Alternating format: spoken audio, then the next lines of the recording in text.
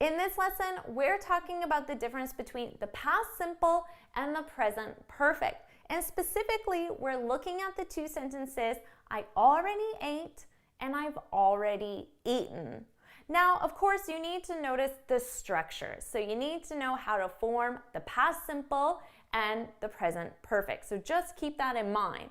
And let's talk about the meaning of these two.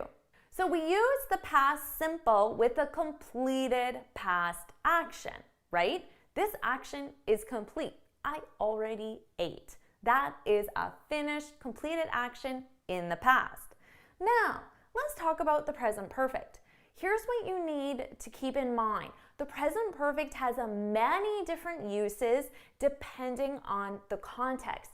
In this lesson, we're specifically talking about comparing these two sentences.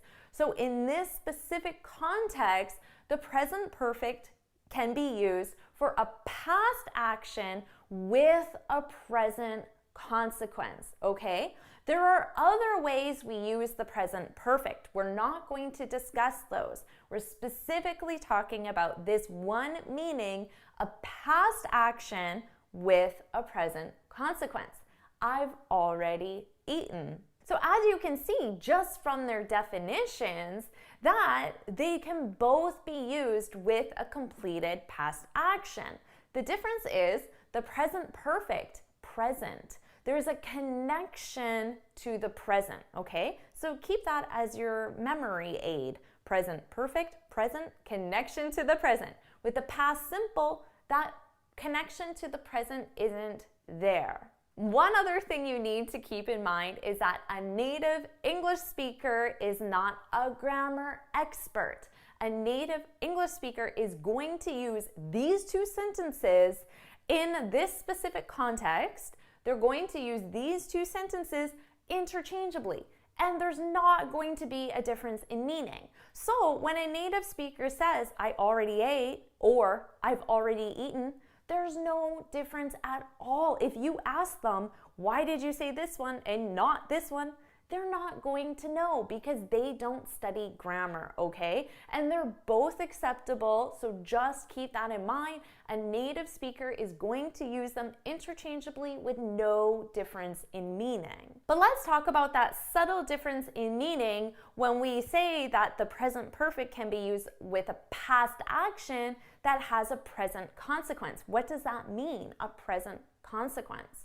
So let's just think about that. I already ate. In the past simple, just remember, completed past action. It's done, it's over. I already ate. Now, when I say I've already eaten, there's some sort of connection to the present. So you can always think of it in your head as I've already eaten, so now, okay? I've already eaten, so now, because connection to the present, I've already eaten, so now I'm not hungry. So now, I don't want a piece of cake. So now, I don't want to go to that restaurant with you, okay? I've already eaten. But keep in mind that so now, we don't verbalize it. We don't say it out loud. It's just implied in the context, okay? So let's take a look at a few more examples. I could say, I talked to my boss. Just a completed past action. Or I could say, I've talked to my boss. So what's the connection to the present? Maybe I've talked to my boss, so now I'm going to leave. Maybe that's just the connection to the present. It could be anything. Again, we don't verbalize that. It's just implied. How about this one? I checked the mail. Just completed past action. I checked the mail. Or I've checked the mail in the present perfect. I've checked the mail. What's the connection to the present? I've checked the mail, so you don't have to. That could be the connection to the present. One more example. I booked the hotel. Completed past action. Or I could say, I've booked the hotel in the present perfect.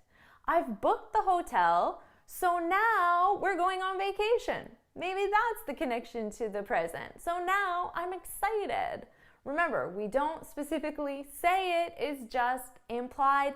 And also, in all of these examples in this specific context, a native English speaker is going to use them interchangeably without a difference in meaning.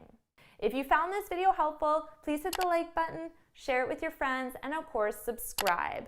Now, before you go, make sure you head on over to my website, jforrestenglish.com, and download your free speaking guide. In this guide, I share 6 tips on how to speak English fluently and confidently. And until next time, happy studying! All right, now you're really sounding like a native English speaker now when you can use these 2 verb tenses interchangeably in this specific context, right? So of course, leave your example, 1 sentence using the past simple, 1 using the present perfect, put them in the comments below, and remember, they both have to be with the completed past action, just one of them has a present consequence. I can't wait to read your examples in the comments. Bye!